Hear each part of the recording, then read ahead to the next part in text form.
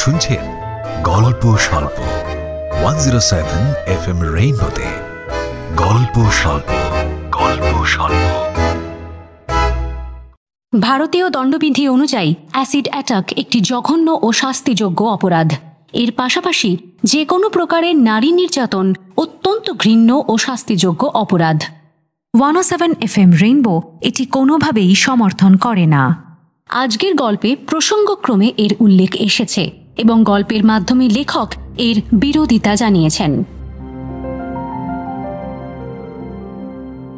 107 FM রেইনবোতে গল্প স্বল্প অরিজিনালসে আজ শুনবেন অভিক অর্জুন দত্তের লেখা কোন ভাঙনের পথে এলে। লেখকের জন্ম 10 অক্টোবর 1985, অশোকনগরে বেড়ে ওঠা। কেমিক্যাল ইঞ্জিনিয়ারিং পাশ করেন হেরিটেজ ইনস্টিটিউট অফ টেকনোলজি থেকে। ছোটবেলা থেকেই পড়ার বইয়ের পাশাপাশি গল্পের বইয়ের নেশা ছিল। লেখার নেশা জাঁকিয়ে বসে কলেজে পড়াকালীন। আদরের নৌকা লিটল ম্যাগ প্রকাশের মাধ্যমে সাহিত্য জগতে প্রবেশ। প্রথম বই এক কুড়ি গল্প 2008 সালের বইমেলাতে প্রকাশিত হয়। পরবর্তীকালে অফিস থেকে ফিরে ফেসবুকে লিখতে বসা এবং ধীরে ধীরে জনপ্রিয়তা পাওয়া। লেখকের উল্লেখযোগ্য কিছু বই হল ব্লু ফ্লাওয়ার, উপমন্যু, শুভম, উপন্যাস সমগ্র 1 ও 2, অপারেশন বালোচ, রাজকন্যার সন্ধানে ইত্যাদি। আজ গল্প স্বল্প অরিজিনালসে শুনবেন অভিক অর্জুন দত্তের লেখা কোন ভাঙনের পথে এলে। গল্পের কথক অরিজিৎ, গল্পের সূত্রধার সৌমি।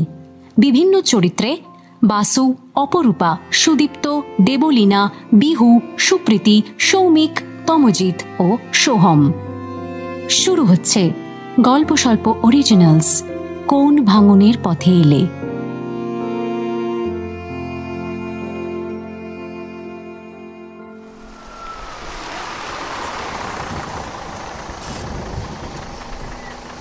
গাড়িটা যখন বাংলোর সামনে দাঁড়ালো তখন দুপুর 1:30 বাজে। আকাশের মুখ ভার, চারদিক অন্ধকার করে এসেছে। যখন তখন ভাসিয়ে দেবার প্ল্যান করছে। ঠিকানাটা আরেকবার দেখল নীল।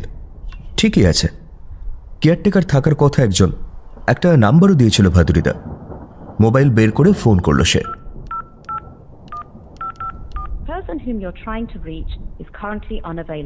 ফোনটা সুইচড অফ বলছে। নীল গাড়ি থেকে নামলো।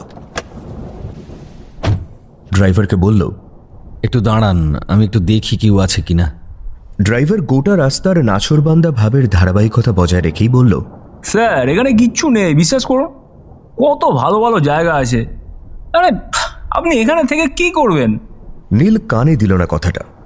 বাংলোর গেট খুলে ভিতরে প্রবেশ করল। বাগান ছিল এককালে, এখন ইতস্তত বিক্ষিপ্ত জঙ্গল। শীত লাগছিল নীলের। মাফলারটা ভালো করে পেঁচিয়ে নিল। কেউ আছেন? বাংলোর দরজার সামনে গিয়ে জোরে হাঁক দিল নীল। দরজায় তালা নেই। নীল আশান্বিত হল। আছেন কেউ? সেনগুপ্ত সাহেব। নীল দেখল বাংলোর কোণা থেকে হাফ প্যান্ট পরা একজন বেরিয়ে এলো। আপনি তুষারবাবু? একদম ঠিক ধরেছেন। আপনার ফোন অফ কেন? কি করব বলুন তো, কাল দুপুরে পাওয়ার কাট হয়েছে স্যার, এখনো পর্যন্ত আসেনি। তাহলে? তুষারবাবু বললেন, মোমবাতি আছে তো, চিন্তা করছেন কেন? মোমবাতি থাকলেই যেন সমস্ত সমস্যার সমাধান হয়ে গেল এমনভাবে দাঁত বের করলেন তুষারবাবু। ভদ্রলোকের কথায় একটা পূর্ববঙ্গীয় টান আছে। আচ্ছা, আপনার লাগেজটা গাড়িতেই আছে তো? হ্যাঁ আছে। চলুন স্যার, নামিয়ে নিই। না না, আপনি কেন নেবেন, আমি নামিয়ে নিচ্ছি। তুষারবাবু জিপ কেটে বললেন, কি যে বলেন স্যার, আপনি সাহেবের গেস্ট বলে কথা। ড্রাইভার ডিকি খুলে ব্যাজার মুখে দাঁড়িয়েছিল।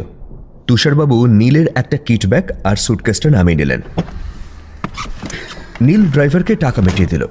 ড্রাইভার বলল, স্যার ফিরবেন কি করে? কেন, এখানে গাড়ি পাওয়া যাবে না? ড্রাইভার মাথা চুলকে বলল, পাওয়া যাবে, তবে কোনো সমস্যা হয় যদি। একটা কাজ করুন, আপনি আমার নাম্বারটা নিয়ে রাখুন। নীল নম্বরটা নিয়ে নিল। ছেলেটা গাড়ি নিয়ে বেরিয়ে গেল। তুষারবাবু বাংলায় ঢুকতে ঢুকতে বললেন, এই শীতে কি কোনো কাজে এসেছেন স্যার? মানে সাধারণত এই সময় তো কেউ আসে না। না, আমি আসলে ছুটি কাটাতে এসেছি। জানলাগুলো খুলবেন না? বৃষ্টি নামবে স্যার এক্ষুনি। দেখছে না কি কালো করে এসেছে। নীল কিছু বলল না।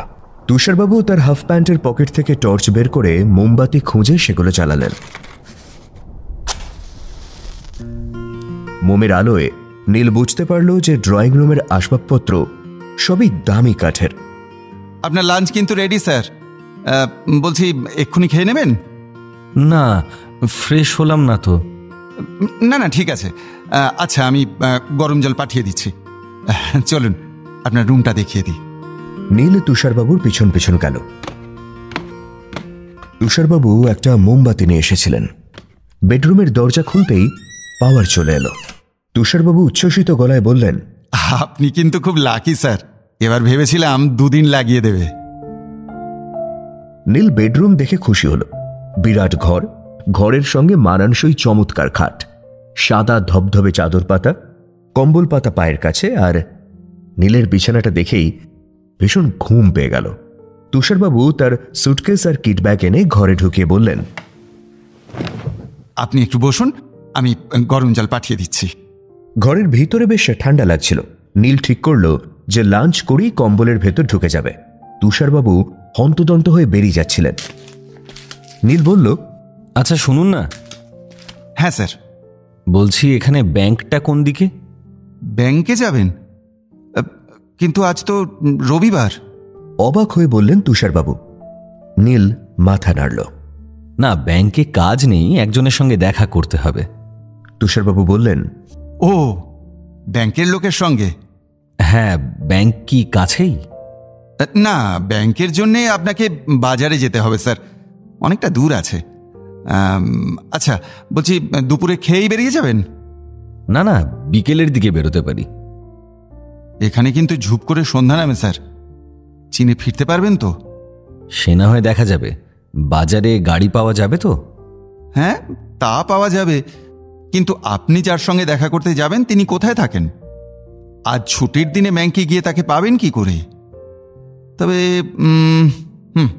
একটা জিনিস হতে পারে, আপনি ওনাকে ফোন করে নিন বরং। নীল থমকালো কথাটা শুনে, তারপর বলল, আচ্ছা আজ না হয় বাজারে হেঁটেই আসা যাবে। তুষারবাবু বললেন, ঠিক আছে। আচ্ছা কথায় কথায় দেরি হয়ে যাচ্ছে স্যার। থমকালেন তুষারবাবু। দেখেছেন, আমি আবার গ্যাসে জল গরম করার কথা বলতে যাচ্ছিলাম। এখন তো পাওয়ার চলে এসেছে, আপনি গিজার ব্যবহার করুন। আচ্ছা বেশ, আমি চালিয়ে দিচ্ছি। বেডরুম সংলগ্ন বাথরুমে ঢুকে গিজার চালিয়ে দিলেন তুষারবাবু। স্যার মিনিট 10 পর গরম জল চলে আসবে। ও হ্যাঁ বলছি, দুপুরে মুরগির ঝোল, আলু ভাজা আর ভাত। অসুবিধা নেই তো স্যার? নীল হাসল। মুরগিতে আমার কোনোদিনও অসুবিধা নেই। তাহলে আমি লাঞ্চের ব্যবস্থা করি, আপনি ফ্রেশ হয়ে নিন স্যার। তুষারবাবু বেরিয়ে গেলেন। নীল মোবাইলটা বের করল। হোয়াটসঅ্যাপ খুলে একটা কন্ট্যাক্ট খুলে অনেকক্ষণ ডিপিটার দিকে তাকিয়ে বলল, ভালো আছো তিথির? রান্না বেশ ভালো হয়েছিল। রান্নার লোক একজন নেপালি মহিলা, তিনি সার্ভ করে দিলেন। তুষারবাবু দাঁড়িয়েছিলেন। নীল বলল, আপনিও খেয়ে নিতে পারেন তো। তুষারবাবু অদ্ভুতভাবে হেসে বুঝিয়ে দিলেন এটা তিনি ভাবতেই পারেন না। নীল বলল, আপনারা ঝালটা একটু বেশি খান না? বেশি ঝাল হয়ে গেছে এ বাবা, দেখেছেন স্যার? না না, খুব বেশি হয়নি। আমি ঝাল বেশি খাই, ও নিয়ে চিন্তা করতে হবে না। আচ্ছা, আপনাদের এখানে মোমো বানায় না? হ্যাঁ, আজ বিকেলে তো মোমোই থাকছে স্যার। বাহ, আপনি তো এরকম করলে আর কোথাও যাওয়া হবে না আমার, এত ভালো খাওয়াচ্ছেন। তুষারবাবু খুশি হলেন। থাকুন না স্যার যত খুশি, এই পোড়ো জায়গায় তো কেউ আসেই না। নীলের চোয়াল শক্ত হলো। না, থাকলে হবে না, একটা কাজ আছে, করেই চলে যাব। আজ আর আপনার বেরোনো হবে না স্যার। নীল বলল, তাই তো দেখছি, এখানে তো ভালোই শীত পড়ে। হ্যাঁ তা পড়ে, রাতের দিকে আরও পড়বে। পাহাড়ি এলাকা তো, শীত তো পড়বেই। আপনি কি এর মধ্যে চারিদিকটা ঘুরবেন? একটা গাড়ি ঠিক করে দেব? এক কাজ করুন, কালকে ব্রেকফাস্ট করে আমি বাজার যাব একটু, তখন গাড়ি ঠিক করে দিলেই হবে। আচ্ছা স্যার, আপনি তবে রেস্ট নিন। আর হ্যাঁ, পারলে মোবাইলটা চার্জে বসান। ভাবগতিক সুবিধের ঠেকছে না, আবার কারেন্ট চলে যেতে পারে। নীল মাথা নাড়ল। তুষারবাবু বললেন, আমি আসছি স্যার। নীল অবাক হলো। আপনি এখানেই থাকেন না? হ্যাঁ, ওই পিছনে একটা ঘর আছে, তবে রান্না করার লোক বাইরে থেকে আসে। সব সময় তো আর গেস্ট আসেন না। সব সময় কি বলছি, খুব কম দিনই এখানে গেস্ট আসেন। কি করবে এসে এখানে বলুন তো? কিছুই দেখার মতো তো নেই। বেশিরভাগ চা বাগানই বন্ধের মুখে। সাহেব তো শুনেছিলাম বাংলোটাও বেচে দিতে পারেন। আচ্ছা, এই বাংলোয় ভূত আছে নাকি? তুষারবাবু হাসতে হাসতে বললেন, তা থাকলেই ভালো হতো বোধহয় স্যার, কারোর সঙ্গে কথা বলা অন্তত চেত। আপনি কলকাতার? হ্যাঁ, তবে কলকাতা ঠিক না, আমার বাড়ি দক্ষিণ 24 পরগনায়। বাংলো বিক্রি হয়ে গেলে কি করবেন? যিনি কিনবেন তিনি আর কাকে পাবেন বলুন তো স্যার? কে থাকতে আসবে এখানে? বাহ, আপনি তো বেশ কনফিডেন্ট। কি করব স্যার, হাতে পায়ে ধরে থাকতে হবে। 47 পেরোলাম, এই বয়সে আর কোথায় যাব বলুন তো? বিয়ে থাও করিনি, একটা পেট, চলে যাবে কম মাইনে দিলেও। বিয়ে থা করেননি কেন? হাসালেন স্যার, আপনি হাসালেন। নিজের পেটই চলে না, আবার আরেকজনকে জোটাবো। নীল আর কিছু বলল না। তুষারবাবু বললেন, আচ্ছা স্যার, আপনি রেস্ট করুন।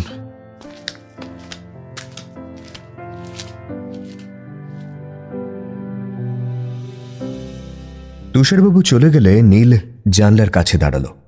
তুমুল শীত, তার সঙ্গে যুক্ত হয়েছে বাইরে বৃষ্টির শব্দ। সে লাইট অফ করে দিল। ঘরের মধ্যে অদ্ভুত এক আলো আঁধারি তৈরি হয়েছে। খাটে বসল নীল। ফোনটা খাটেই ফেলে খেতে গেছিল। চার্জে বসানোর আগে ব্যাগ থেকে চার্জার বের করে কি মনে হলো সে তিতিরকে একটা ফোন করল।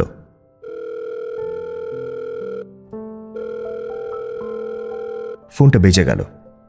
তিতির ধরল না। নীল জানতো ধরবে না, আর অন্য নাম্বার থেকে সে ফোনও করবে না কোনোদিন।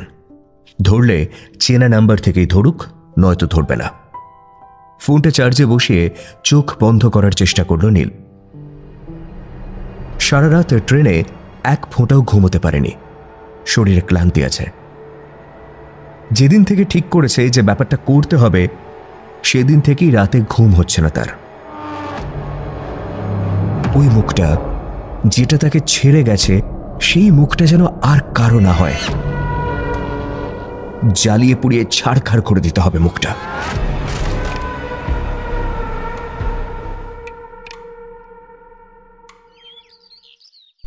সকাল সকাল ঘুম ভেঙে গেল তোরসার। সারা রাত বৃষ্টি হয়েছে। ঘুম ভেঙে বেশ খানিকক্ষণ বিছানাতেই শুয়ে থাকল সে। কলকাতায় থাকাকালীন এত শীতের কথা ভাবাই যেত না। কোনো কোনো দিন তো ফ্যানও চালাতে হতো। ডিসেম্বর মাসে এখানে শীত যে কামড়টা দেয়, তা শীতকাতুরদের সহ্য হবার কথা নয়। তোরসা শীতকাতুরে নয়, সে শীত প্রেমী। এই চাকরিটা এই কদিনেই সে ভালোবেসে ফেলেছে। নতুন জায়গা, নতুন মানুষ, নতুন চাকরি। আর এই পোস্টিংটা কলকাতা থেকে দূরে হয়ে সব থেকে ভালো হয়েছে। যদিও ব্যাংকের চাকরি একটু গোলমেলে আছে, ক্যাশে বসতে প্রথম প্রথম একটু ভয় করত, তবু মাসের শেষে মাইনেটা ঢুকলে বেশ ভালোই লাগে। নিজের পায়ে দাঁড়ানোর মধ্যে একটা ব্যাপার আছে। ঘড়ির দিকে তাকিয়ে দেখল 6:10। তোরসা রোজের মতোই সকাল সকাল স্নান পুজো সেরে নিল। অভ্যাসবশত হোয়াটসঅ্যাপ চেক করল। এক গাদা মেসেজ বন্ধুদের গ্রুপের। সেগুলো চেক করে রিপ্লাই দিতে দিতেই 8টা বাজল। মাসি আসার সময় বাজার নিয়ে আসে। তোরসা বলল, তুমি আজ কি আনলে গো, মাছ না মাংস? মাসি রান্নাঘরে ব্যাগ নামিয়ে বলল, আর বাজার তো খোলেনি ভালো করে, আমি সবজি নিয়ে এলাম শুধু, রাতে মাংস খেও। একটু দেরি করে আসতে কি হয় তোমার? নিরামিষ খেতে আমার একদম ভালো লাগে না, জানো না। আর তাছাড়া এই ওয়েদারে কোথায় একটু মাংস করে খাওয়াবে তা না। মাসি ফ্রিজ খুলে বলল, আচ্ছা ডিম করব, ফ্রিজে ডিম আছে তো। তোরসা ঠোঁট উল্টালো।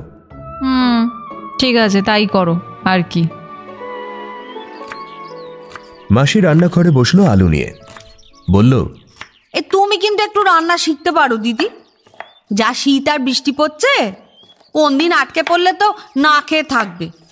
কেন, রান্না পারি তো, 2 মিনিটেই তৈরি ইনস্ট্যান্ট নুডলস। হ্যাঁ, ওই তোমার ওই নুডল নাকি, তাও তো ঠিকঠাক পারো না। তোরসা চোখ বড় বড় করে বলল, একদম মিথ্যে কথা বলবে না। তুমি কবে খেলে? কেন? ও মা, সেদিন খাওয়ালে যে বিকেলে।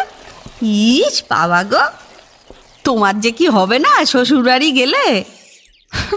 আমার আবার কি হবে? রান্না করতেই হবে, এটা কোথাও লেখা আছে নাকি বলো তো?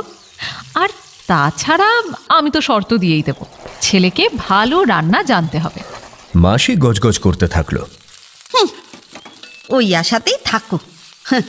ছেলেদের তো আর চেনো না, ও প্রথমে অনেক কিছু বলবে, এই করে দেব সেই করে দেব, তারপর দেখবে কসু পারবে।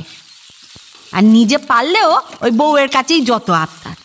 তোরসা বুঝলো এবার মাসির গল্পের ঝাঁপি খোলার সময় এসে গেছে। সে আগ্রহী মুখ করে বলল, কেন কেন, কোন বাড়িতে আবার কি কেস হলো? বলো বলো বলো। ওই যে তোমার ওই বিশ্বাস বাড়ি, আর ওই ছেলেটার একটু পায়ে সমস্যা আছে না। হ্যাঁ, সেই ছেলেটা।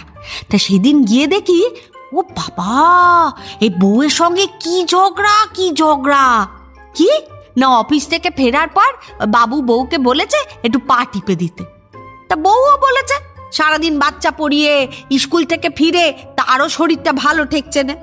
ব্যাস চেঁচামেচি বাড়ির মধ্যে। না পোষালে বেরিয়ে গেলেই তো হয়, অত ঝগড়া করে থাকার কি দরকার? মাসি গালে হাত দিল, ওমা, এ কি অলক্ষণে কথা গো, অত সোজা নাকি সব কিছু? আমি হলে না তাই করতাম, সম্মান নিয়ে কোনো কম্প্রোমাইজ করব না, যা পারো করে নাও। মাসি গম্ভীর হয়ে মাথা নাড়তে নাড়তে বলল, ভালো করেছো গো, তুমি বিয়ে করনি, তোমার ঝামেলা হতোই। ঠিক হয়ে যাওয়া বিয়ে তো আমি এই কারণেই ভেঙে দিলাম মাসি, যেখানে আমার সম্মান নেই সেখানে আমি নেই। তাই সে ছেলে তো তোমাকে ভালোবাসে নাকি? যে ছেলে আমার সম্মান রাখতেই পারে না তাকে তো ভালোবাসা যায় না মাসি। কি জানি বাপু, আমরা তো চিরটাকাল পড়ে পড়ে মার খেয়েই কাটিয়ে দিলাম। তোমার মতো ভাবতে পারলে তো ভালোই হতো। যাই হোক, তুমি রান্না করো বুঝলে, আমি একটু ব্যালকনিতে গিয়ে দাঁড়াই। তা দাঁড়াও। আচ্ছা শোনো, ওই আজ কিন্তু রাতে আমার আসতে একটু দেরি হবে। আবার কি হলো, ডাক্তার দেখাতে যাবে নাকি? আরে না গো, আমাদের ওই পাশের বাড়ির নেপালি মেয়েটা গুড়িয়া, ওর তো পা ভেঙে গেছে। তার সাথে তোমার আসা না আসার কি সম্পর্ক? আরে ও তো ওই যে ওই এস্টেটের বাংলো আছে না, ওখানে রান্না করে তো। এখন সেখানে ওই গেস্ট এসছে, আমাকেই রান্নার জন্য ঠিক করে দিয়েছে এই কটা দিন। গেস্ট হাউসে লোক এসেছে? বলো কি গো, এখানে আবার কে এলো? তার আমি কি জানি, আজ গেলে খবর পাওয়া যাবে। আচ্ছা যাও। আর শোনো, বিকেলে যদি তুমি আমাকে আবার নিরামিষ খাইয়েছো, আমি কিন্তু তোমাকে বাথরুমে আটকে রেখে দেবো বলে দিলাম, বুঝলে? আদ্রিতার স্কুটি যখন তোরসার বাড়ির সামনে এলো তখন তোরসা তালা লাগাচ্ছিল। স্কুটিতে ওঠার আগে বলল, ইস, তোকে কি গোলু গোলু লাগছে রে। আদ্রিতা বলল, কি করব বল, ভেবেছিলাম একটু ডায়েটিং করব, তা মা কালকে পেস্ট্রি নিয়ে এসেছিল, ব্যাস আর সামলাতে পারলাম না নিজেকে। তোরসা হিহি করে হেসে বলল, আর সামলে কাজ নেই, সাবধানে চালা আজকে বুঝলি, রাস্তায় কিন্তু স্কিড করতে পারে। আর কথা বলিস না। আদ্রিতা শুনল না, বক বক করতে করতে সারা রাস্তা গেল। ব্যাংকে পৌঁছে বায়োমেট্রিক পাঞ্চ সেরে আদ্রিতা বলল, এই আজকে মনে হয় তোকে ক্যাশে বসতে হবে। তোরসা মুখ বেঁকালো, কেন, আজ বিজনদা আসেননি? কালকেই তো শুনছিলাম আসবেন না। দেখি দ্য গ্রেট ডিরেক্টর কি বলেন। এক গাদা অ্যাকাউন্ট ওপেনিং ফর্ম আছে, আজ আমার মাথা খারাপ হবে। তাও ভালো, আমার মতো সারাদিন হাতের কাজ তো আর করে যেতে হবে না। উফ কি জ্বালা। শোন না, আজ পেস্ট্রি এনেছি টিফিনে, খাবি তো? খাবো না মানে? পেস্ট্রি আমি খাবো না? এটা কোনোদিনও হতে পারে? ওই দেখ এসে গেছে তোর ডিকটেটর। ব্যাংক খুলে গেছিল, ধীরে ধীরে লোক আসা শুরু হয়েছে। ভিড় কম নয়। তোরসা একটা দীর্ঘশ্বাস ছেড়ে কাজে লেগে গেল। এই সময়টা ফোনটা সাইলেন্ট করে রাখে সে। ফোন এলেও ধরে না। বাড়িতে বলা আছে যে ব্যাংকিং আওয়ার্সে খুব বিরাট কিছু না হলে কেউ ফোন করবে না। একজনকে কম্পিউটারে এন্ট্রি করে টাকাটা দিতে যাবে, এমন সময় সেই পরিচিত মুখটাকে দেখতে পেল তোরসা। কাউন্টার এসে দাঁড়িয়েছে। সে প্রথমেই মাথা নিচু করল, তারপর বুঝল যে ব্যাপারটা বোকা বোকা হয়ে যাচ্ছে। মাথা তুলে তার চোখে চোখ রেখে বলল, বলুন, একটু কথা বলা যাবে? কি ব্যাপারে বলুন? অ্যাকাউন্ট ওপেন করতে চান? 7 নম্বরে চলে যান। সে টোকেনটা তার টেবিলে দিয়ে বলল, না, আমি তোমার সঙ্গে কথা বলতে এসেছি। একই রকম যান্ত্রিকভাবে বলল। কাজ না থাকলে ভিড় করবেন না প্লিজ, ব্যাংকিং আওয়ার্সে অনেক কাজ থাকে। সে কাউন্টারের সামনে থেকে সরে চুপচাপ চেয়ারে গিয়ে বসল। পরের জন চলে এসেছিল। তোরসার হৃদস্পন্দন বেড়ে গেছিল, তবু সে নিজেকে যতটা সম্ভব স্বাভাবিক রাখার চেষ্টা করে যাচ্ছিল। তোরসা মনে মনে ভাবল, আবার কেন সে ফিরে এসেছে? তোরসা আর তার দিকে তাকালো না, এক মনে কাউন্টার সামনে যেতে লাগলো। একবার মনে হলো সিকিউরিটিকে ডাকবে, পরক্ষণে বহু কষ্টে নিজেকে সামলালো। আদ্রিতার দিকে তাকালো একবার। আদ্রিতা চোখ বড় বড় করে ইশারায় জানতে চাইল ছেলেটাকে। তোরসা চোখ ফিরিয়ে নিল। লাঞ্চ আওয়ার হয়ে এসেছিল। সে কাউন্টার থেকে উঠে যেতেই সে চলে এলো। এবার কথা বলা যাবে? না, অফিসের মধ্যে অফিসিয়াল কাজ ছাড়া কোনো কথা বলা যাবে না। অফিস আওয়ার্সের পরে কথা বলা যাবে? বা এখন তো লাঞ্চ আওয়ার্স, একসাথে লাঞ্চ করা যেতে পারে কি? আমার টিফিন আছে, থ্যাঙ্কস। আর তাকে কথা বলার সুযোগ দিল না তোরসা। কাউন্টার ছেড়ে বেরিয়ে রেস্টরুমে চলে গেল।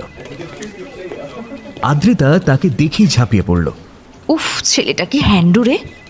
এই, কি বলছে রে তোকে? তোরসা গম্ভীর হয়ে বলল, খেয়ে নি। আদ্রিতা অভিমানী সুরে বলল, বলবি না?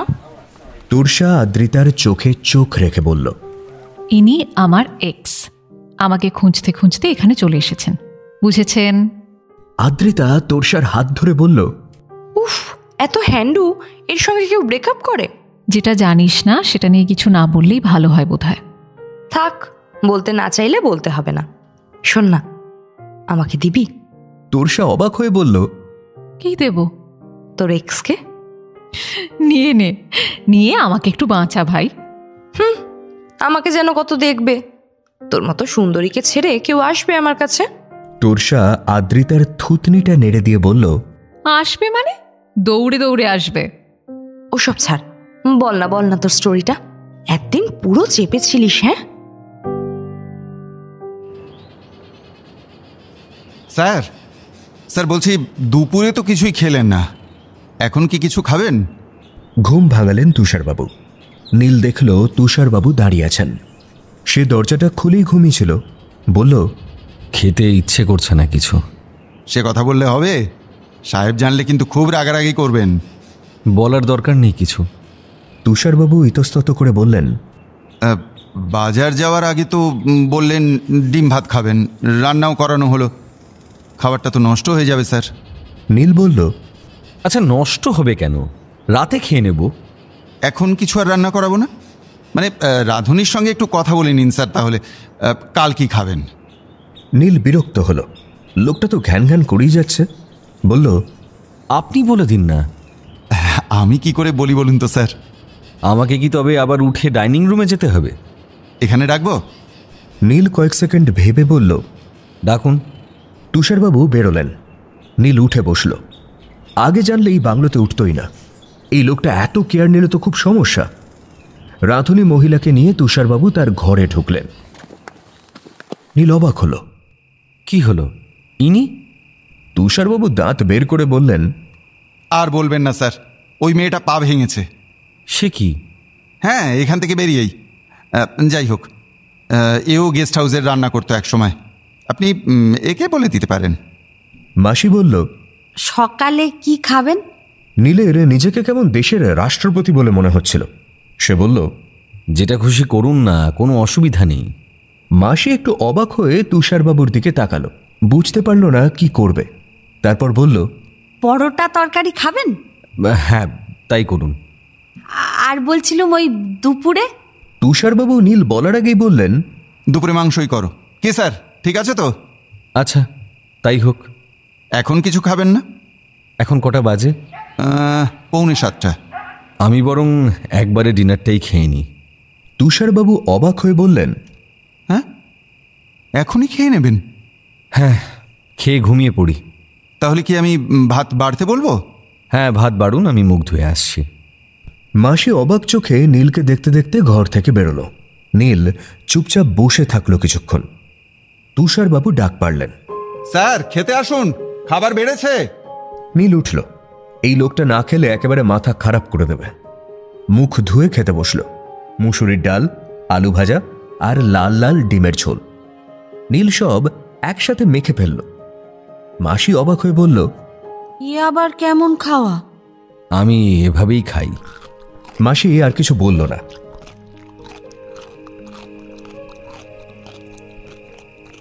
যাকে শীত পড়ছে, গরম গরম ভাতটা খারাপ লাগছিল না খেতে। খেতে খেতে নীল বুঝতে পারছিল যে ভালো খিদেই পেয়েছিল আসলে। মাসি বলল, বলছিলাম কি, ওই রাতে খিদে পেলে কি করবেন তখন? আমি কিছু করে রাখবো? খিদে পাবে না আর, এই তো খেয়েই ঘুমিয়ে পড়বো আবার। তুষারবাবু বললেন, স্যার আপনার কাজ হয়েছে আজকে? নীল খেতে খেতে থমকালো। হ্যাঁ, ওই আর কি, কাল আরেকবার যেতে হবে। কাল কিন্তু দুপুরে খাবেন স্যার। এভাবে খাওয়া দাওয়ার অনিয়ম করলে পাহাড়ে যদি শরীর খারাপ বাঁধান তাহলে মহা মুশকিল হয়ে যাবে। না না, কি আর হবে, আমার অভ্যেস আছে এভাবে খাওয়ার। স্যার বলছি, একটা প্রশ্ন করব? খেয়ে নিই, তারপর যত পারেন করুন। তুষারবাবু তার বিখ্যাত দাঁত আবার বের করলেন। ঠিক আছে ঠিক আছে, আচ্ছা স্যার আপনি খেয়ে নিন, আমি পরে জিজ্ঞেস করব। নীল বিরক্ত মুখে ভাতটা শেষ করে ঘরে ঢুকে দরজা বন্ধ করল। দরজা খোলা থাকলেই লোকটা ভাইভা শুরু করে দিচ্ছে একেবারে। টিভি আছে ঘরে একটা, সে টিভি চালালো। বেশ কয়েকবার এ চ্যানেল সে চ্যানেল করে বিরক্ত হয়ে টিভিটা বন্ধ করে দিল। তারপর বিড়বিড় করতে লাগলো, কথা বলা বের করছি তোমার, দাঁড়াও।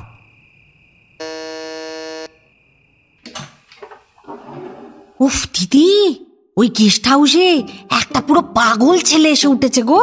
দরজা খুলতেই মাসির প্রথম দেখা। তোরসা বলল, তাই কেন বলো তো? মাসি বলল, আর বলো কেন, বাজারে না কোথায় গেছলো, সেখান থেকে ফিরেছে ওই 3টের সময়। তারপর তেজ দেখিয়ে খাইনি, এখন দেখি পড়ে পড়ে ঘুমুচ্ছে। তোরসার একটা হার্টবিট মিস হলো।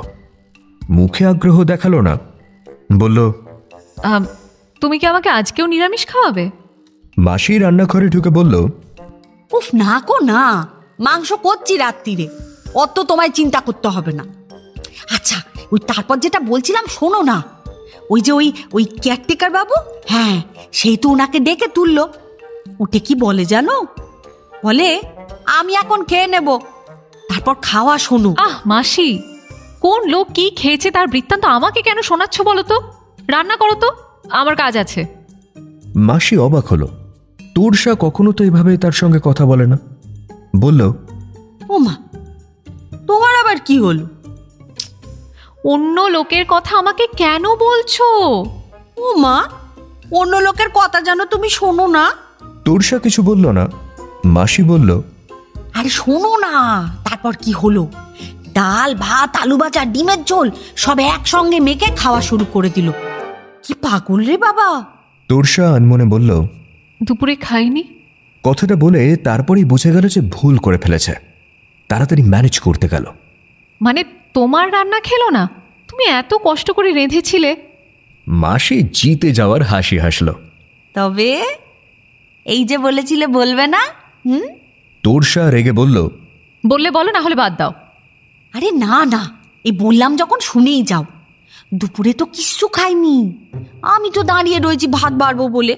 সে কি তেজ বাবুর। ওই কেয়ারটেকার বাবু জিজ্ঞেস করলেন, স্যার খাবেন না? কি রেখে গেল জানো? বলে কি আপনাদের কি খাওয়া দাওয়া ছাড়া আর কোনো কথা নেই? তারপর ঘরে গিয়ে দরজা বন্ধ করে দিল। আমাকে দেখতেও পেল না জানো। সেই লোকই এই ঘুম থেকে উঠে একেবারে পাল্টে গেছে। আগের মাসির কথা শুনে জিজ্ঞেস করলো কি হয়েছে, কেমন আছে। পুরো পাগল, একেবারে মাথা খারাপ। মাসি হাসতে থাকলো। তোরসা মাসির সামনে টুল নিয়ে বসে গল্প করে রোজ। আজ আর বসে থাকলো না, উঠে ঘরে চলে এলো। মাসি ডাকলো, কি হলো আবার? কাজ আছে একটু, তুমি রান্না হয়ে গেলে ডেকো। হ্যাঁ, কি যে হয় তোমার মাঝে মাঝে, বুঝি না বাপু। তোরসা কান দিল না, ঘরে এসে অনেকক্ষণ চুপচাপ বসে থাকলো। আবার কেন ফিরে এলো? তাকে খুঁজেই বা পেল কি করে? তার বন্ধুদের মধ্যেই কি কেউ? সবাইকে তো বলাও হয়নি।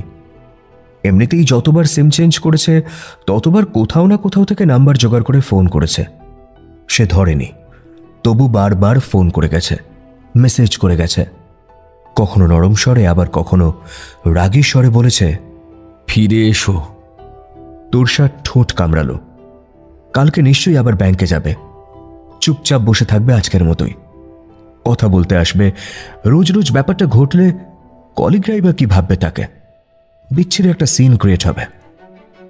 ছুটি নিয়ে নেবে। পরক্ষণেই মনে হলো কতদিন ছুটি নেবে? নতুন চাকরি, বেশি দিন তো ছুটি নিয়ে ঘরে বসে থাকতেও পারবে না। ফোনটা বেজে উঠল। আবার ফোন করেছে। কয়েকবার রিং হয়ে চুপ করে গেল। রোজ এভাবেই চলছে। তোরসা ফোনটা হাতে নিল, নাম্বারটা ডায়াল করেই তাড়াতাড়ি কেটে দিল। আরেকটু হলেই রিং হতো। ফোনটা খাটের ওপর ছুঁড়ে ফেলল সে। না, মাসির সামনেই বসতে হবে। এখানে একা একা থাকলেই আবার ফোন করতে ইচ্ছে করবে। সে উঠে চুপচাপ রান্নাঘরে টুলে গিয়ে বসল।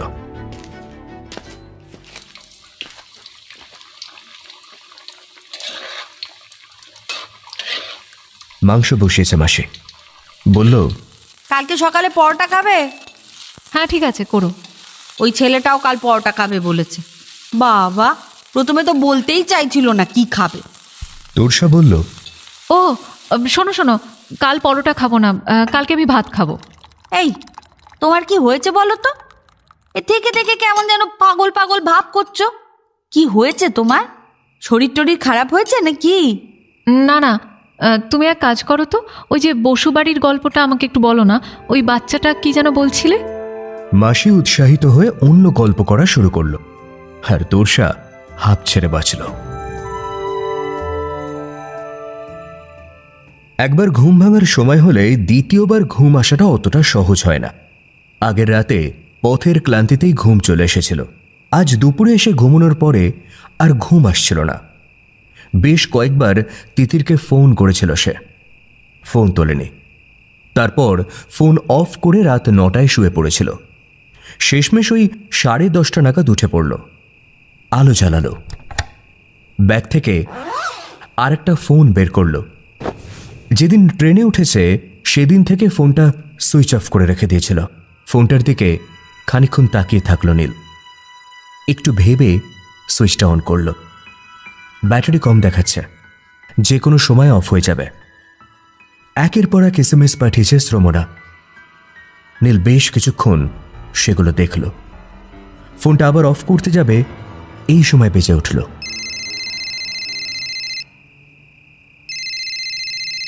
শ্রমণা।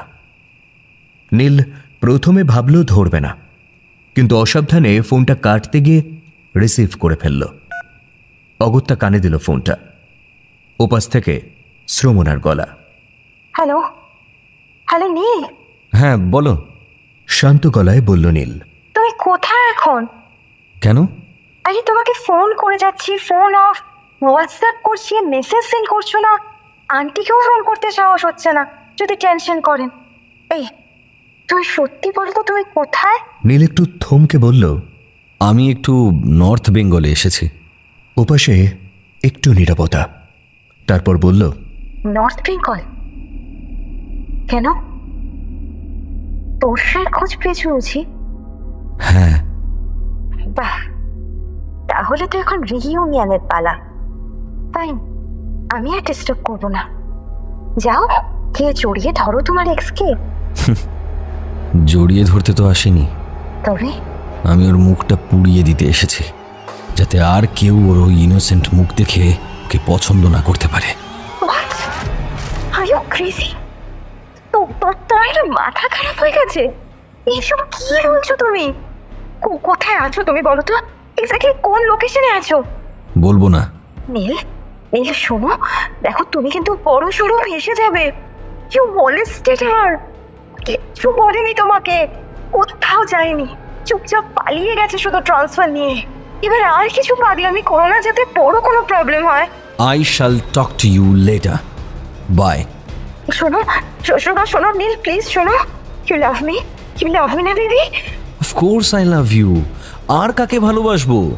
সেই মেয়েটাকে যে আমাকে ইগনোর করে চলে গেল।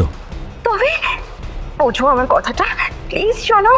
দেখো ওকে তুমি যা ইচ্ছে করতে দাও, নিজের মতো থাকতে দাও।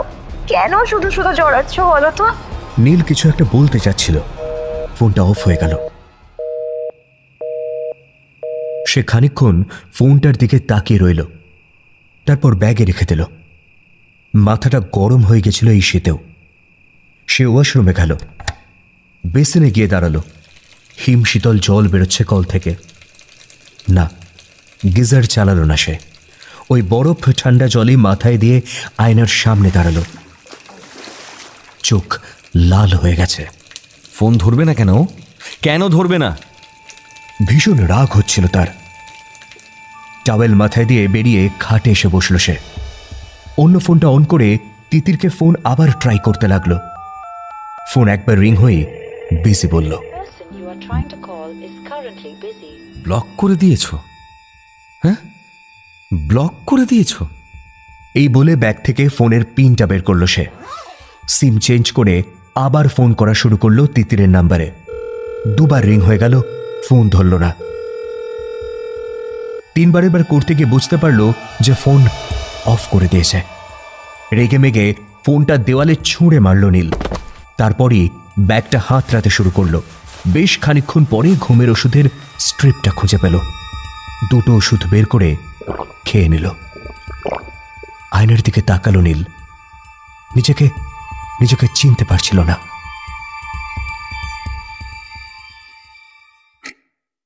অনেকক্ষণ ছটফট করে রাত 2টোয় ঘুমোতে পেরেছিল তোর্ষা।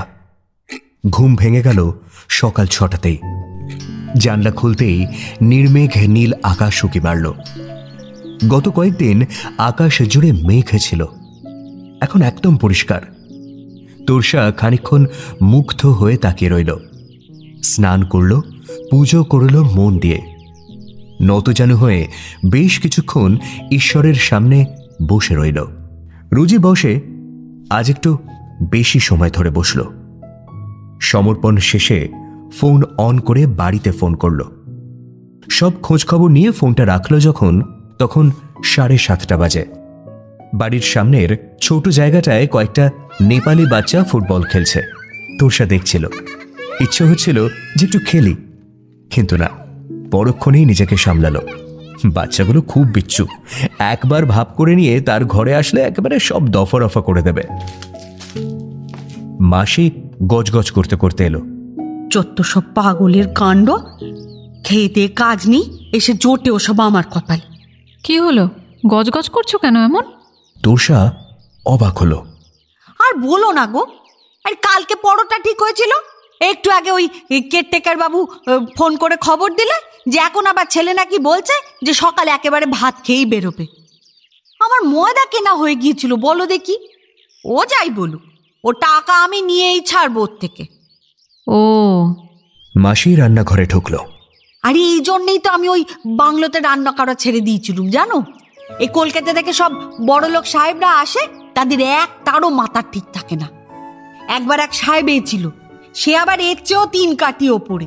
নিজেই বলবে এই রান্না করো, এই সেই রান্না করো, তারপর খেতে বসলেই শুরু করে দেবে আবদার। একটু পাঁপড় ভাজো তো, একটা ডিম ভেজে দাও তো। খুব বাজে এগুলো। কটা টাকার জন্য এরা একেবারে কুকুর ছাগল ভাবে গো আমাদের। করো কেন, না করলেই তো পারো। কি আর এমন দেয় বলো তো? করতাম নাকি, ওই গুড়িয়ার জন্যই তো করলাম। ওই মেয়েটার বর তো সারাদিন কোথায় না কোথায় পড়ে থাকে। যে কটা টাকা পাবো ওকেই ওই তার থেকে কিছুটা আলাদা করে দিয়ে দেব। সংসারটা একেবারে ভেসে যাচ্ছে গো দিদি ওদের। তোর্ষা বলল, এ বাবা, আচ্ছা কাজবাজ কিছু করে না? কাজবাজ তাহলেই হয়েছে। ওই বউটার পয়সায় খায় আর রাতে আড্ডা মেরে বাড়ি ফিরে সেই বউটাকেই পেটায়।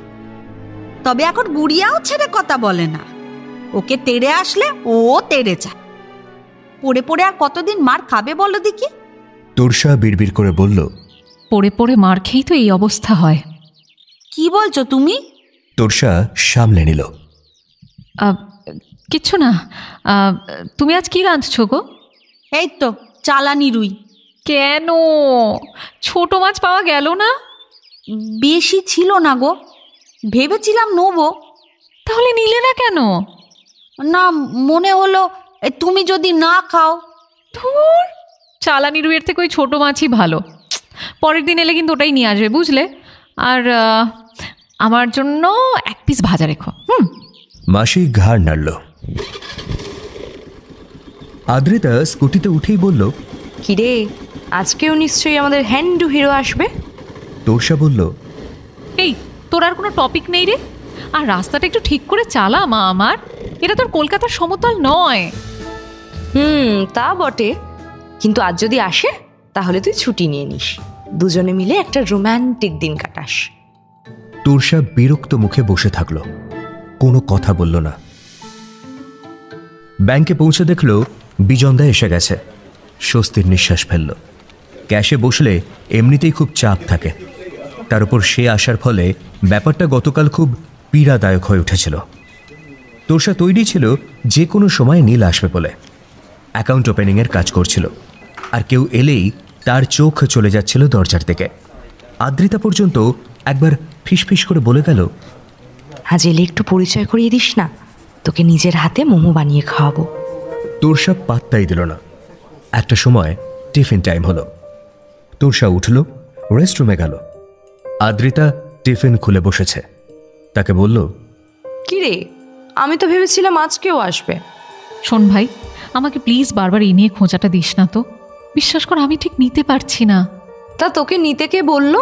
তুই আমায় দিয়ে দে না। তোরসা একটু থমকে বলল, ওর স্টেডি গার্লফ্রেন্ড আছে তো, তুই এত চাপ নিচ্ছিস কেন? আর কে সেই স্টেডি গার্লফ্রেন্ড? নিশ্চয়ই তুই। না রে, আমি কেন হতে যাব? আদ্রিতা বড় বড় চোখ করে বলল, সে কি রে, স্টেডি গার্লফ্রেন্ড আছে তবু তোর পেছন পেছন ছুটছে কেন? শুধু তাই না, মামনি ওর মায়েরই পছন্দ করে দেওয়া। হ্যাঁ। আদ্রিতা চারিদিকে চোখ বুলিয়ে তার কানে কানে বলল, তাহলে তো ক্যারেক্টারে বড় সড়ো সমস্যা আছে বলতে হবে। গাছেরও খাবো, তলারও কুড়বো। তুই ঠিক করেছিস, একদম পাত্তা দিসনি। আমি হলে তো জেলে পাঠিয়ে দিতাম। চন্দনদাকে বলে রাখবো। চন্দনদা সিকিউরিটি গার্ড। তোরসা মাথা নাড়ল। না না, কিচ্ছু বলতে হবে না। আমি শুধু ওকে আর আমার লাইফে কোনো স্পেস দিতে চাই না, দ্যাটস ইট। কিন্তু আজ এলো না কেন বলতো?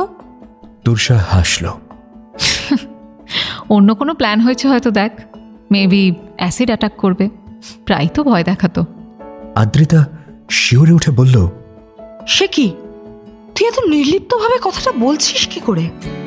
আমার আর কিছু যায় আসে না রে, যা পারে করুক। আমি আর ওকে নিয়ে একটুও ভাবছি না। নীল 10টায় উঠে খাবার টেবিলে এলো। তুষারবাবু সেখানেই ছিলেন। তাকে দেখে বললেন, এই তো স্যার, ফ্রেশ হয়ে নিয়েছেন? হ্যাঁ, খেতে দিতে বলুন। খাবার টেবিলেই ছিল। মাসি প্লেটে ভাত বাড়তে লাগলো। নীল বলল, পরোটা হওয়ার কথা ছিল না? তুষারবাবু অবাক হয়ে বললেন, সকালে তো একবার ঘুম ভেঙে এসে আপনি ভাতের কথা বলে গেলেন। মাসি অবাক হয়ে নীলের দিকে তাকিয়েছিল। নীল বলল, ও, ভাত বলেছি না। আচ্ছা শুনুন, আমি একটু অপেক্ষা করছি, পরোটাই বানাক মাসি। ভাত খেতে ইচ্ছে করছে না এখন। তুষারবাবু ভয়ে ভয়ে একবার মাসির দিকে তাকালেন। মাসির মুখ থমথমে। ঝড়ের পূর্বাভাস পেলেন তুষারবাবু। বললেন, স্যার, রান্না তো হয়ে গেছে, এখন আবার। নীল উঠল। অসুবিধা থাকলে ছেড়ে দিন, আমি রাস্তায় খেয়ে নেব। কথাগুলো বলে বেডরুমে চলে গেল। স্নানে ঢুকল। না, গিজার চালানো না আর। হিমশীতল জলেই কাঁপতে কাঁপতে স্নান সেরে নিল। বেরিয়ে জামা কাপড় পরছিল। তুষারবাবু এসে দাঁড়ালেন। স্যার। বলুন। বলছি পরোটা হচ্ছে, খেয়ে বেরোবেন। দেরি হবে? কত আর দেরি হবে, খুব জোর আধ ঘন্টা। আধ ঘন্টা? ঠিক আছে, ছেড়ে দিন, আমি বাইরে খেয়ে নিচ্ছি। মাসি তো রান্না শুরু করে দিয়েছে স্যার। ভালো তো, আপনারা খেয়ে নেবেন। কি যে বলছেন স্যার, এ আবার হয় নাকি? কেন হয় না? আপনি খান না। কি খান আপনি? খাই স্যার, কিন্তু এটা তো আপনার জন্যে করা হচ্ছে। আমার জন্য? ও, তা ঠিক। আচ্ছা ঠিক আছে, আমি বসছি, আপনি রান্না হলে জানান। ঠিক আছে স্যার। নীল সুটকেস থেকে তিতিরের দেওয়া সোয়েটারটা বের করল। মেরুন রঙের সোয়েটার। কলেজে পড়ার সময় টিউশন পড়িয়ে টাকা জমিয়ে এই সোয়েটারটা তাকে কিনে দিয়েছিল। তিতির বলেছিল, এই সোয়েটারটা যখন পরবে মনে করবে আমি তোমাকে জড়িয়ে ধরে আছি। সোয়েটারটা পরে বেশ খানিকক্ষণ আয়নার সামনে দাঁড়িয়েছিল নীল। চোখ বন্ধ করে তিতিরের মুখটা মনে করার চেষ্টা করল। মিনিট পাঁচেক সে চোখ বন্ধ করে দাঁড়িয়ে রইল। বাইরে গাড়ির হর্ন শোনা গেল। এই গাড়িটা তুষারবাবু ঠিক করে দিয়েছেন কাছাকাছি ঘোরার জন্য। নীল হন হন করে বাংলো থেকে বেরিয়ে গেল। সে ভুলেই গেছিল যে তার জন্য পরোটা হচ্ছে। তুষারবাবু বাংলোর পিছনের দিকে ছিলেন বলে তাকে দেখতে পেলেন না। গাড়িতে উঠে নীল বলল, এখান থেকে শিলিগুড়ি কতক্ষণ? ড্রাইভার বলল, বাজার যাবেন না? নীল বিরক্ত হল। যেটা জিজ্ঞেস করছি সেটা বলুন না। 2 ঘন্টা লাগবে। চলুন। কিন্তু আপনি তো বললেন লোকাল ঘুরবেন। আপনার যেতে অসুবিধা আছে? না না, অসুবিধা কেন হবে? চলুন তাহলে।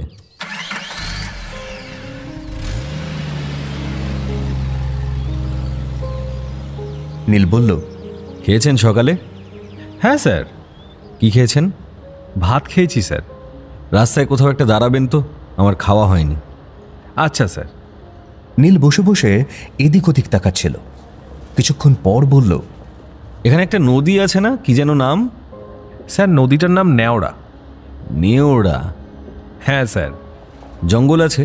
হ্যাঁ স্যার, মাঝখানে চিতাবাঘ বেরিয়েছিল। তাই? আচ্ছা, ওখানে নিয়ে যাবেন?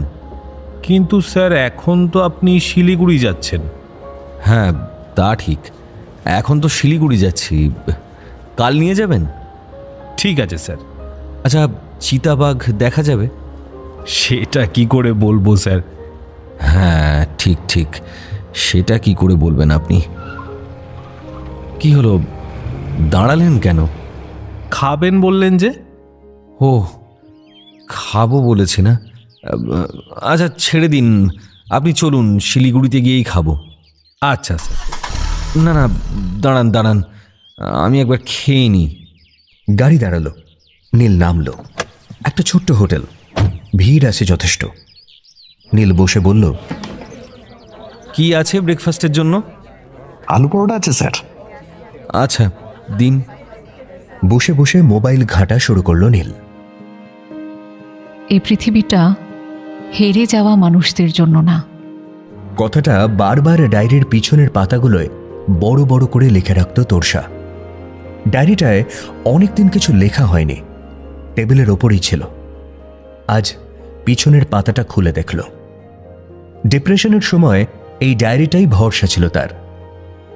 এখানে প্রথম প্রথম শীত লাগলে সব সোয়েটার পরে কম্বলের তলায় গুটিসুটি মেরে থাকত। ধীরে ধীরে শীত সহনীয় হয়ে গেছে। ডিপ্রেশনও অনেকটা শীতের মতোই, অভ্যাস হয়ে গেলে অতটা কষ্ট হয় না। সামান্য মোবাইলের গেমও হয়ে উঠতে পারে ডিপ্রেশন কাটানোর অমোঘ উপায়। কিংবা শপিং।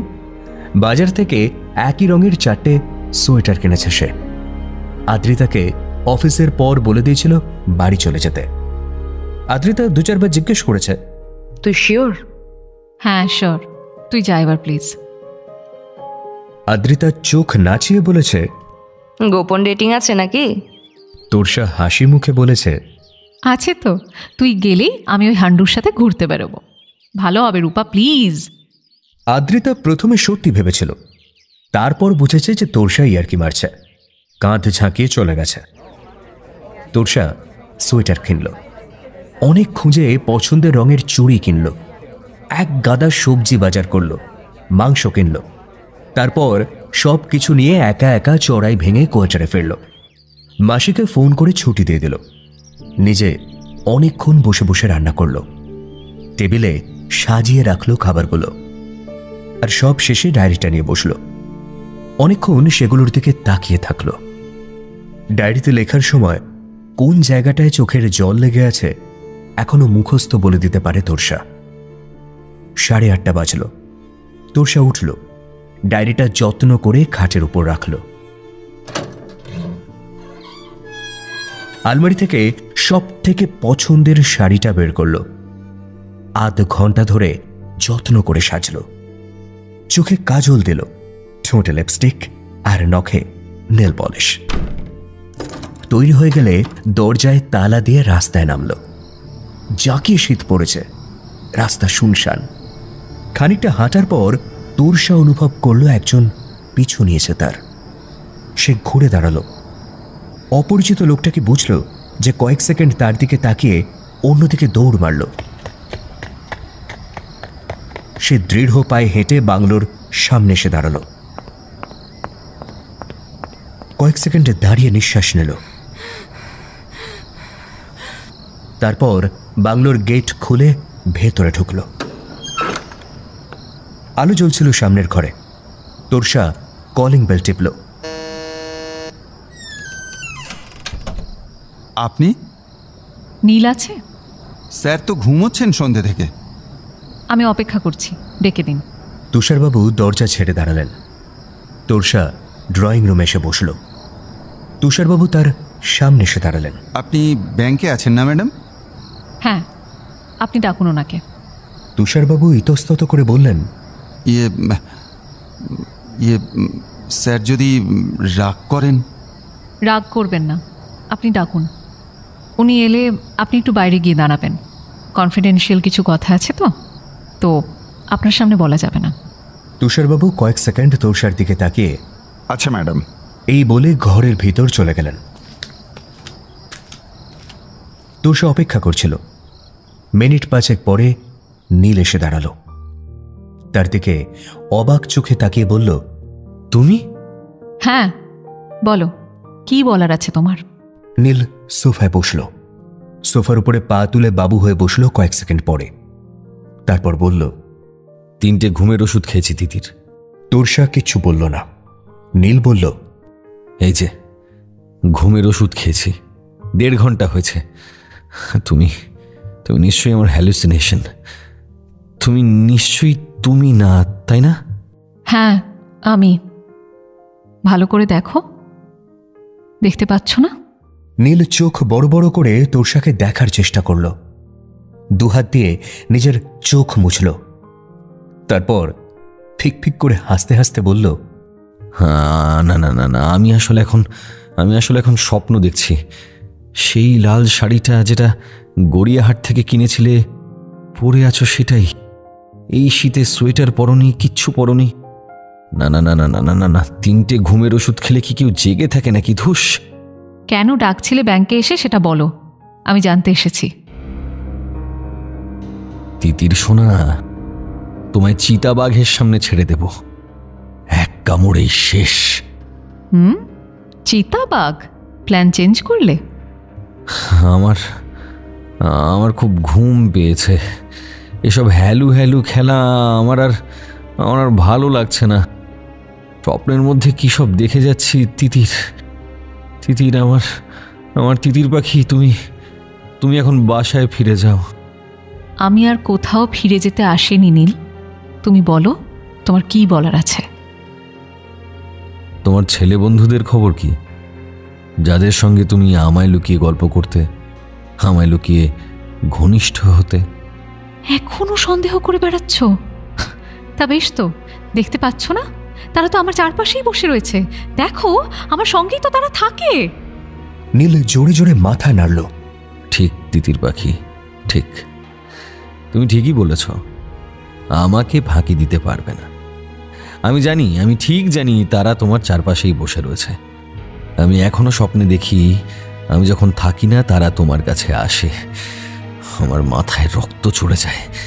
ইচ্ছে করে তোমাকে ওদের সঙ্গে মেরে পুঁতে দিই। তারা তোমায় কিছু বলে না? নীল তোরসার দিকে তাকিয়ে বলল, বলে তো। তারা বলে তোর তিতিরকে একদম বিশ্বাস করবি না, একদম না। এটা কাউকে ভালোবাসে না আসলে। আমাদের বাসেনি, তোকেও কোনোদিন ভালোবাসেনি। আমার ঘুম হয় না তিতির। আমি রাতের পর রাত জেগে বসে থাকি। 5টা বছর কেটে গেল। রাতের পর রাত শাওয়ারের তলায় দাঁড়িয়ে থাকি।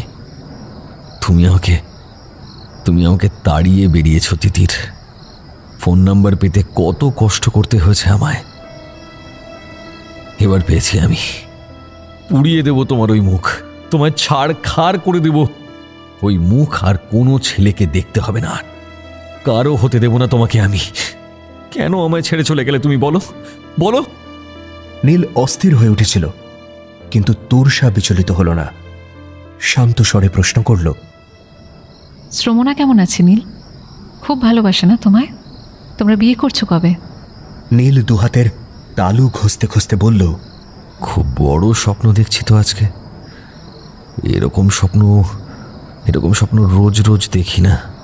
তোরসা একই স্বরে একই প্রশ্ন রিপিট করল, শ্রমণা কেমন আছে নীল? বিয়ে করছো কবে? নীল তোরসার দিকে তাকিয়ে রইল কয়েক সেকেন্ড, তারপর হো হো করে হাসতে শুরু করল। তোরসা বলল, কি হলো, হাসছো কেন? আমি কি প্রশ্নটা খুব কঠিন প্রশ্ন করে ফেলেছি? আমি কাউকে ভালোবাসি না। আমি কাউকে ভালোবাসি না, কাউকে না। আমায় কেন ছেড়ে দিয়ে গেলে তুমি বলো বলো। আমায় তুমি দিন রাত সন্দেহ করেছো নীল। আমার মোবাইল ঘেঁটেছো, আমার অজান্তেই আমাকে ফলো করেছো, মেরেছো, বারবার প্রশ্ন করে গেছো। তারপর তারপর তারপর বলবো তোমায়? আর কি কি করেছো তারপর সেটা বলবো? নীল দুহাতে নিজের চুল আঁকড়ে ধরে বসে রইল, তারপর বলল, চলে যাও, তুমি চলে যাও এখান থেকে। আমি আর তোমার স্বপ্নে দেখতে চাই না তিতির। চলে যাও তুমি। আমি তোমার স্বপ্নে নেই নীল, আমি বাস্তবেই আছি, তোমার সামনে বসে। নীল অবিশ্বাসের মতো তোরসার দিকে তাকিয়ে থাকলো। পকেট থেকে মোবাইল বের করলো, ফটোর সঙ্গে সামনে বসা তোরসাকে মিলিয়ে দেখল। তারপর উঠে তোরসার কাছে এসে দাঁড়ালো, তোরসাকে ছুঁল, তোরসার পায়ের কাছে মেঝেতে বসে পড়ল। ক্লান্ত স্বরে বলল, তোমার ফোন বিজি থাকে এখনো? কারা ফোন করে তোমায় তিতির? তোমার বয়ফ্রেন্ড? হ্যাঁ, তোমার গার্লফ্রেন্ডও করে কখনো সখনো। ফোন করে হুমকি দেয়, তোমার জীবন থেকে যেন সরে যাই, এইসব। 3টে ঘুমের ওষুধে আজ অবধি কারো কিছু হয়নি। আমি রোজ একটা একটা করে বাড়াবো। কাল 4টে খাবো, পরশু 5টা, তারপরের দিন 6টা, তারপরের দিন 7টা। ঘুম আসবে না এভাবে তিতির পাখি?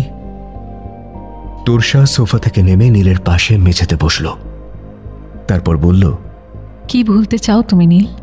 তোমার অবিশ্বাসী চোখটা, তোমার শরীরটা, যেটাকে বারবার আঘাত করেছি, জোর করে দখল করেছি। সেদিনের পরে তুমি সম্পূর্ণভাবে হারিয়ে গেলে আমার জীবন থেকে। রোজ ভোলার চেষ্টা করি। তোরসা কয়েক সেকেন্ড নীলের দিকে তাকিয়ে বলল, লিস্টে আরেকটা জিনিস অ্যাড করে নাও নীল। কি? তোমার একটা 4 বছরের মেয়েও আছে। নীল হাঁ করে তোরসার দিকে তাকালো, বলল, কোথায়? তোরসা উঠল, বলল, অ্যাসিড বাল্ব নিয়ে মুখে মেরো আমার, পুড়িয়ে দিয়ে যাও। আর কোনো ছেলে যেন কোনো দিন আমায় দেখতে না পারে। এখন মারবে? অপেক্ষা করবো নীল, করছি আমি অপেক্ষা, কোনো অসুবিধে নেই। নীল দুহাতে মুখ ঢেকে বসে রইল। তোরসা ড্রয়িং রুম থেকে বেরিয়ে গেল। বাইরে প্রবল শীতের মধ্যে তুষারবাবু চুপচাপ একা একা দাঁড়িয়ে রয়েছেন। তোরসা বলল, আমার সঙ্গে একটু চলুন তো, পৌঁছে দেবেন।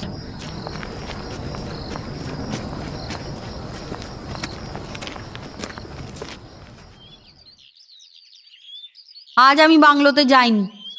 মাসি এসে শুরু করলো। তোরসা কিছুই বলল না, চুপচাপ বসেছিল। মাসি বলে চলল, কাল জানো আমার কি অবস্থা করেছে? আরে সকালে তো রান্না করে বসে আছি, বললো পরোটা খাবো। পরোটা করছি, এই সময় কেয়ারটেকার বাবু এসে বললেন ওই স্যার নাকি গাড়ি করে পালিয়েছে। আমিও পরিষ্কার বলে দিলাম, দেখো বাপু, এ তোমার টাকা তোমার কাছেই রাখো, আমি আর যাব না।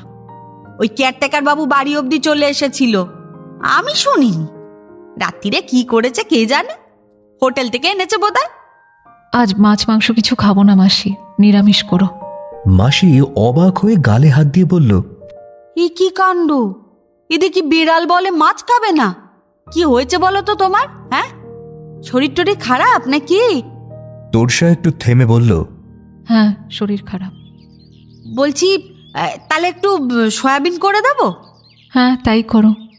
আর শোনো না, দুধটাকে একটু ঘন করে জাল দিয়ে রেখো তো, আমি পায়েস বানাবো। শরীর খারাপ, তার মধ্যে তুমি পায়েস খাবে? তা তুমি কেন বানাবে? সরো, আমি বানিয়ে দিচ্ছি। না না, আমি বানাবো, যেটা বলছি সেটা করো। মাসি গজগজ করতে লাগলো। শরীরের আর দোষ কি?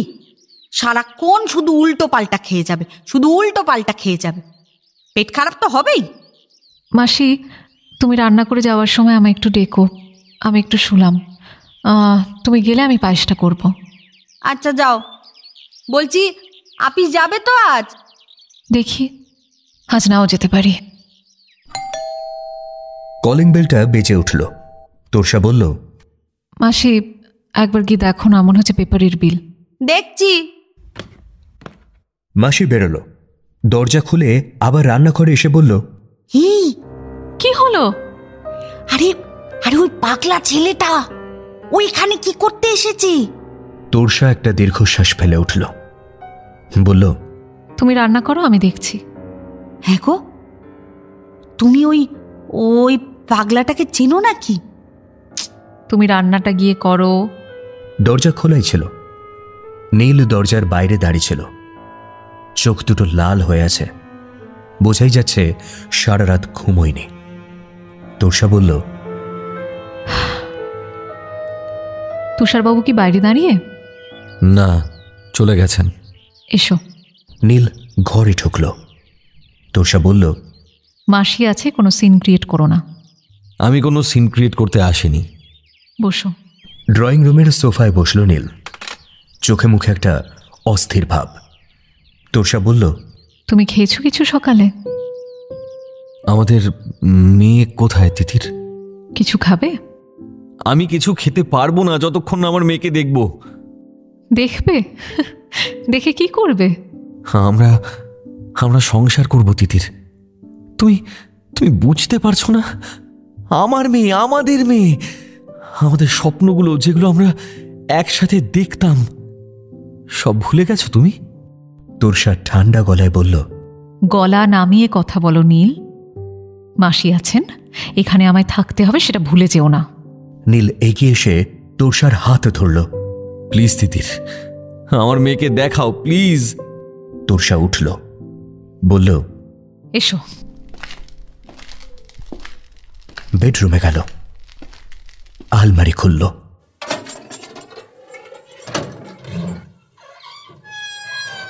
আর লকার থেকে একটা কাগজ বের করল। এই নাও। এটা কি? ওর ডেথ সার্টিফিকেট। জন্মের পরেই। ডাক্তার বলেও ছিলেন বাঁচানো যাবে না, গেল না। ভালো দিনেই এসেছ, আজ ওর জন্মদিন। নীল অবিশ্বাসী চোখে সার্টিফিকেটটার দিকে তাকিয়ে থাকল। সেটা নিয়েই মেঝেতে বসে পড়ল।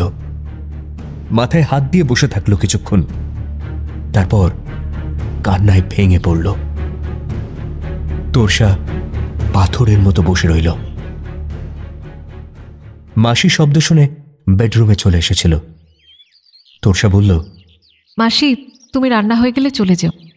মাসি অবাক হয়ে নীলকে কাঁদতে দেখছিল, চোখে অনেক প্রশ্ন।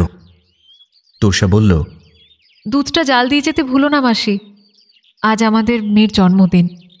মাসি স্তম্ভিত মুখে নীলের দিকে আরেকবার তোরসার দিকে তাকালো, দাঁড়ালো না আর, রান্নাঘরে চলে গেল। অনেকক্ষণ পরে নীল বলল, আমি তোমাকে কি বলিনি তিতির? পাগলের মতো খুঁজে বেরিয়েছি তোমায়।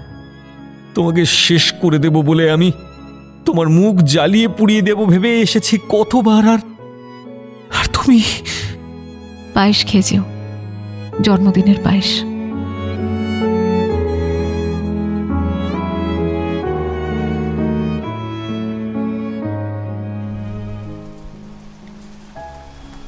স্যার খাবেন না? তুষারবাবু ঘুম ভাঙালেন। ঘর অন্ধকার। নীল হাত বাড়িয়ে আলো জ্বালল। ঘুম জড়ানো গলায় বলল, কটা বাজে? সন্ধে 7টা বাজে। আপনি তো সারাদিনই কিছু খাননি। আমি খেয়েছি তো। কি খেয়েছেন স্যার? পায়েস খেয়েছি। ওই ম্যাডামের ওখানে? হ্যাঁ, আজ আর কিছু খাবো না তুষারবাবু, কাল আমি চলে যাব। স্যার, আপনি 7 দিন থাকবেন কথা ছিল তো। অবাক গলায় প্রশ্ন করলেন তুষারবাবু। নীল ক্লান্ত স্বরে বলল, আমার কাজ হয়ে গেছে তুষারবাবু, আর থাকার দরকার নেই। আপনি দাঁড়িয়ে আছেন কেন? বসুন না। তুষারবাবু চেয়ার টেনে বসলেন। নীল বলল, আপনি খেয়েছেন? মাসি তো আসেনি আজ। আমি তো চাল ডাল আলু ফুটিয়ে খেয়ে নিই রোজ। গেস্ট না আসলে মাসি টাকার প্রয়োজন হয় না তো। আগের মাসির খোঁজ নিয়েছেন? কেমন আছে? ভালো আছে, ঠিক হয়ে যাবে, চিন্তা করবেন না স্যার। আচ্ছা, এখন কি বৃষ্টি পড়ছে? শব্দ আসছে মনে হচ্ছে। হ্যাঁ স্যার, আবার সেই শুরু হয়েছে। এই বাংলোটা বেশ ভালো জানেন তো, বৃষ্টির শব্দ শোনা যায়। আমার মনে হচ্ছে কতদিন যেন আমি এই শব্দটা শুনিনি। কেমন একভাবে হয়ে যাচ্ছে।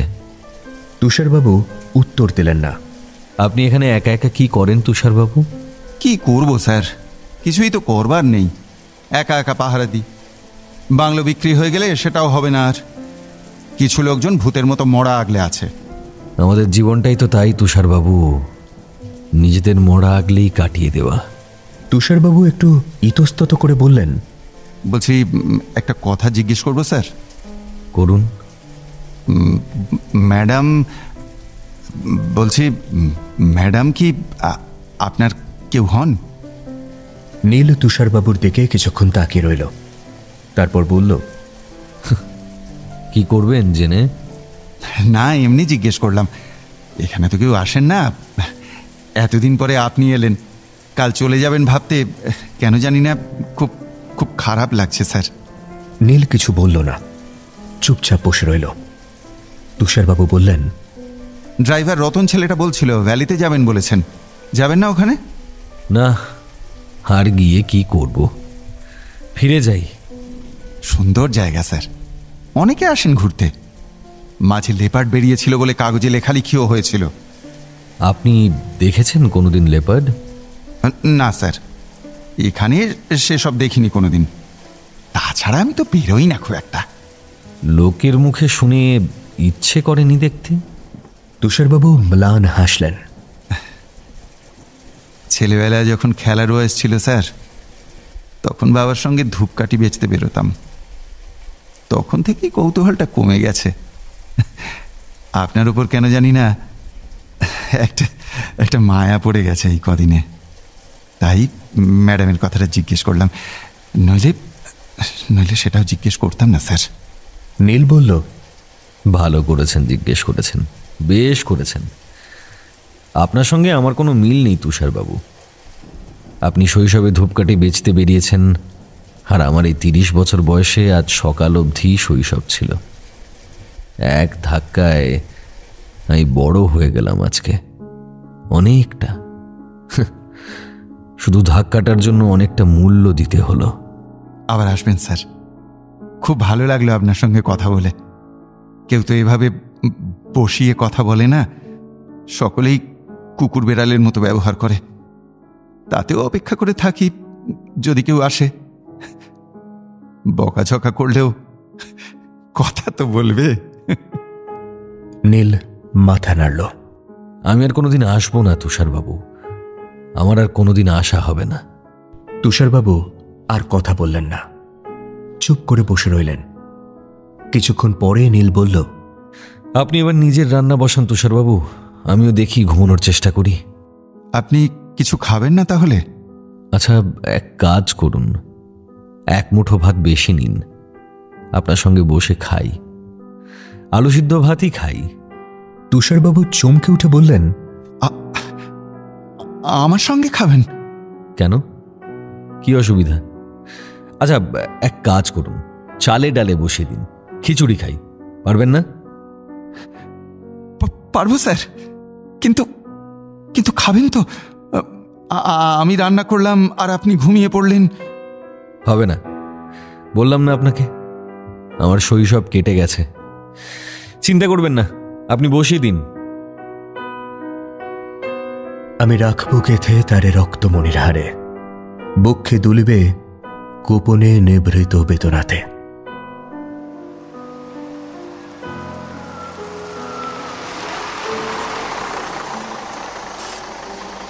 বৃষ্টি রাতেই থেমেছে, তবে মেঘ পুরোপুরি কাটেনি। নীলের গাড়ি এসে গেছিল। তুষারবাবুর হাজার কাকুতি মিনতি সত্ত্বেও নীল নিজেই সুটকেস আর কিট ব্যাগটা গাড়িতে তুলল।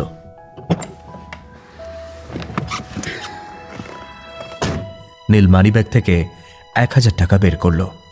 এই টাকাটা আপনি রাখুন তুষারবাবু। তুষারবাবু বললেন, না না স্যার, আমি মাইনে পাই তো, আপনি কেন আমায় টাকা দেবেন? রাখুন তুষারবাবু, আপনি না নিলে আমি কষ্ট পাবো। তুষারবাবু টাকাটা নিয়ে চুপচাপ দাঁড়িয়ে রইলেন।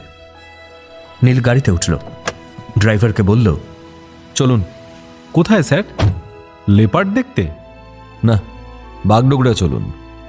গাড়ি স্টার্ট দিল।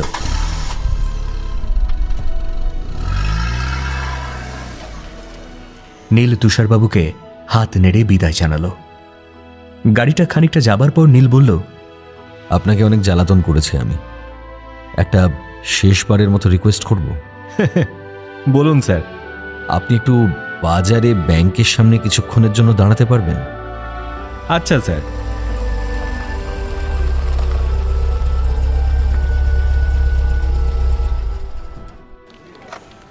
তোরসা ক্যাশ কাউন্টারে বসেছিল। আজকেও বিজনদা আসেনি। বেশ ব্যস্ততার সঙ্গেই কাউন্টার সামলাচ্ছিল। নীল ব্যাংকের ভেতর ঢুকল। তোরসার ব্যস্ততা দুচোখ ভরে দেখল, তারপর উঠল, ধীর পায়ে ব্যাংক থেকে বেরোল, আর ফিরেও তাকালো না। মনে মনে বলল, ভালো থেকো তিতির পাখি, আর কোনোদিন তোমাকে জ্বালাতে আসবো না। গাড়িতে উঠতেই যাচ্ছিল, এই সময় শুনতে পেল, পালাচ্ছ শেষমেশ? নীল দাঁড়িয়ে পড়ল। তোরসা কাউন্টার ছেড়ে বেরিয়ে এসেছে। নীল বলল, হ্যাঁ, ভেবেছিলাম আর জ্বালাবো না তোমাকে, কিন্তু শেষবারের মতো দেখার লোভ সামলাতে পারলাম না তিতির। তুমি কোনোদিনও বড় হবে না বলো? নীল হাসল। জানি না, হয়তো হব কোনোদিন, তুমি দেখতে পাবে না। আমি এলাম, ভালো থেকো তিতির। তুমিও ভালো থেকো। আর শোনো। হ্যাঁ বলো। আর কোনোদিন এসো না আমার সামনে। কথা দিলাম তিতির, কোনোদিনও আসবো না। এলাম। নীল গাড়িতে উঠল, ড্রাইভারকে বলল, বাগডোগরা না, আপনি বরং আমাকে ওই লেপার্ড দেখাতেই নিয়ে চলুন। ড্রাইভার গাড়ি স্টার্ট দিল, আর তোরসা দাঁড়িয়ে রইল একেবারে একা।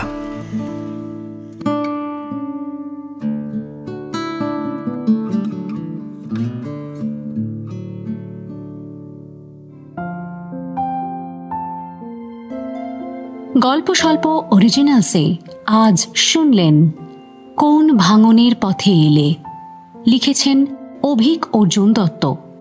গল্পের কথক অরিজিৎ, গল্পের সূত্রধার সৌমি, তোরসার চরিত্রে অপরূপা, আদ্রিতা সুপ্রীতি, তুষারবাবু সুদীপ্ত, রান্নার মাসি দেবলীনা, শ্রমণা বিহু, প্রথম driver Tamajit, Ratan driver Soumik, hotel বয় সোহম এবং নীলের ভূমিকায় বাসু।